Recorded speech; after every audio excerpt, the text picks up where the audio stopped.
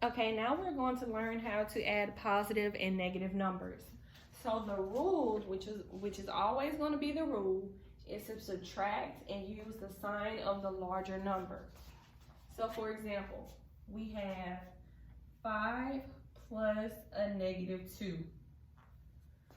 Now the first thing we want to do is subtract because that is our rule. Now, you can go straight across and you can do it like this. We know that 5 minus 2 is going to give us 3. And then you have to use the sign of the larger number. The larger number in this case is 5. And 5 is positive. So we can either put a plus right here, or you could just leave it as a regular 3 because that's positive. You can do it that way, or you can do it this way. 5, and then we know that we have to subtract, right?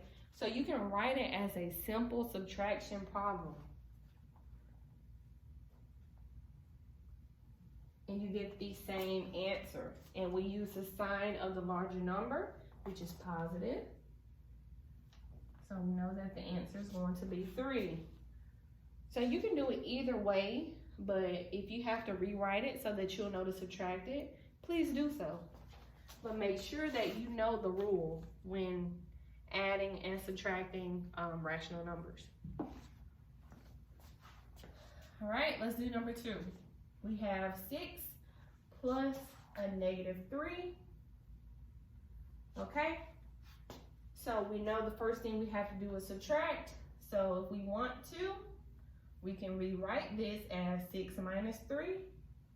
And we know that the answer is going to be 3. Or we can go to this one. We know that 6 minus 3 is going to be 3. Now the one that has the biggest the biggest number is going to be 6, and the sign is positive. So if you want to, you can write a positive 3, but that will be the same thing as just putting a regular 3. Okay, let's move on. Number 3. We have 0.5 plus a negative 0.2. So we know that we have to subtract first because that's what it says. 0.5 minus 0.2, and that is going to give us 0.3. The biggest number is 0.5 and it is positive. So we know that this is going to be positive. Okay.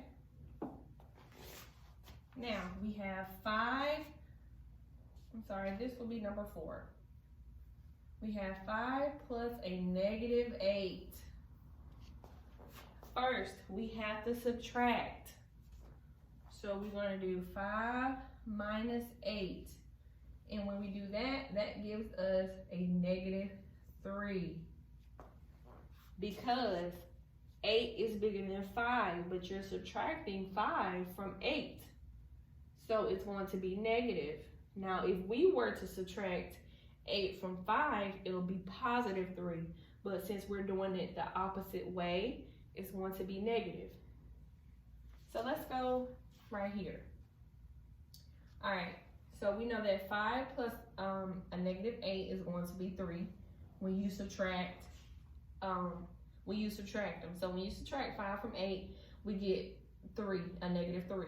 Now let's just say we didn't know that the answer was negative. Let's say we know that the answer is 3, but we didn't know it was negative. How do we find out if the answer is negative? It's simple. All you do is look at your rule. You use the sign of the larger number. The larger number in this case is 8. It's going to make it negative because the 8 has a negative sign in front of it. Okay, now we're going to do one more that's kind of similar, just in case you didn't understand that one. We have 8 plus a negative 9. Okay, so what do you do first? Subtract. 8 minus 9 is going to give us a negative 1. Let's just say you didn't know it was negative. and you come up here. We know that 8 minus 9 is 1. And we use the sign of the larger number. The larger number is 9, and 9 is negative. So we bring over the sign of the largest number. Okay? Let's do another one. Number 6. We have 17 plus a negative 12. All right, same exact way. We subtract